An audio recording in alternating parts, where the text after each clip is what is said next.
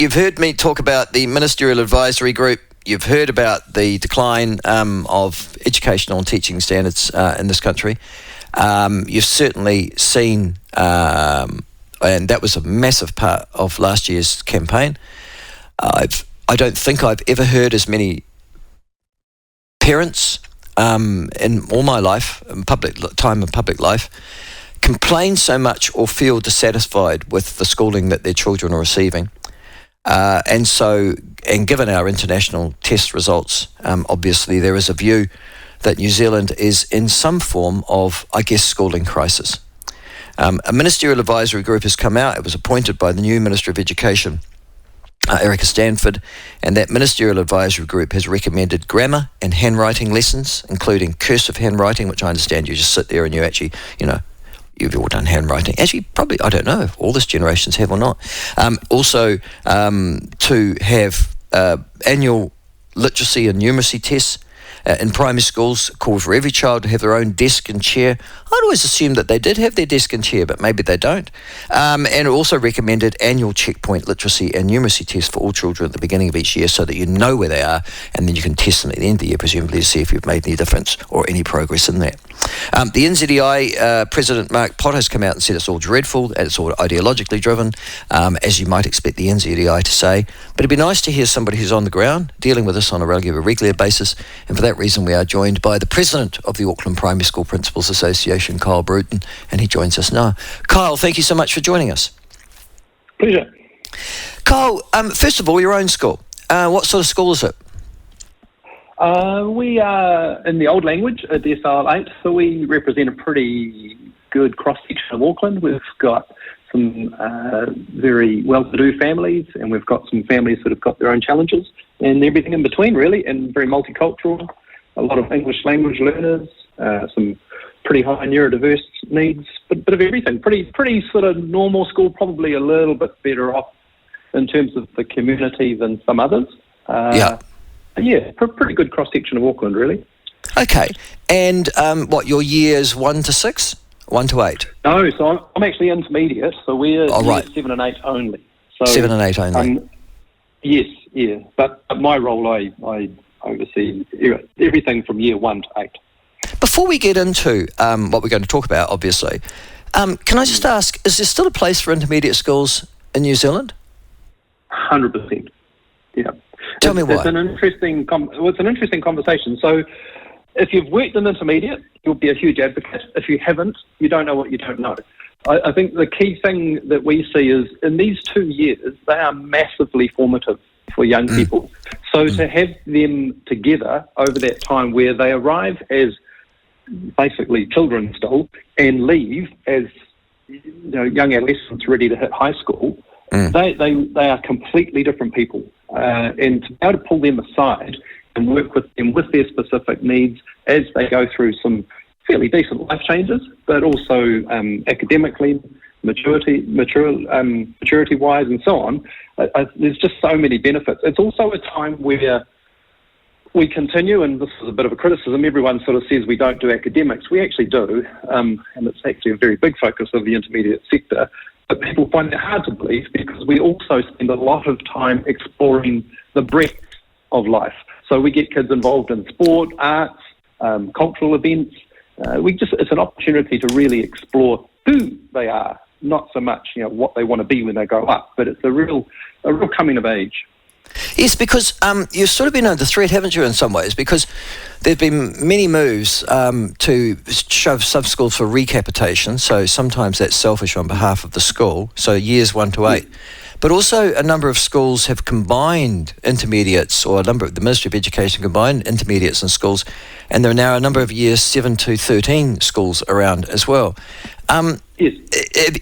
Do you think that's an economic, or do you think that's an ideological decision that the Ministry have been running on this for a while? Mostly economic. It's rare that is purely ideological. It's largely, like needs must. If you've got say for example, a high school that has lower numbers, has space, then rather than go and build a new intermediate, then of course it makes sense that you just bring the two together and you get the benefit of scale then, but it's nothing to do with what's best for our young people. Okay, all right.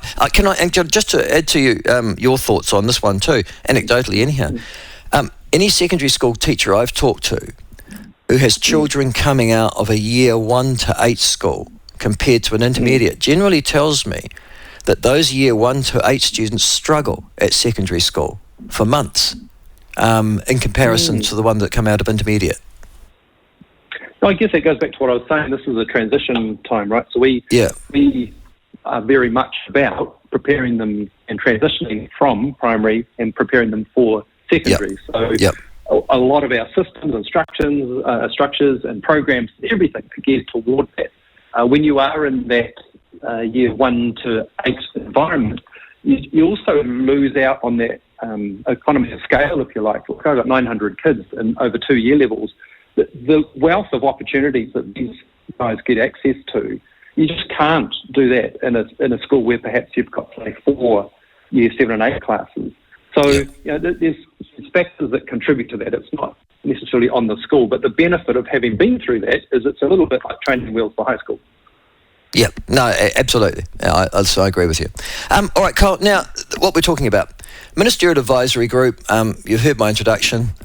Education was a real issue at the last election, and there are a number of parents who are extraordinarily concerned about how their children are progressing at school. There are a number of traditionalists like myself, for example, who have children at school too and go, God, why do they just concentrate on the basics before they move into it? There's people out there like Professor Elizabeth Rata who have been arguing pretty much the same. And so Erica Stanford seems to have been listening to those people, created a ministerial advisory group, and their first tranche of advice to the minister has been, as I suggested in my introduction, which is, it seems, a much more conservative and perhaps traditional approach to reading, writing, maths. Would that be fair to characterise it as such? Yeah, for the most part. I think probably an easier way to look at it is it's just sticking to, and this is sort of the catch-cry of the election really, is sticking to the basics. That's really what it boils down to.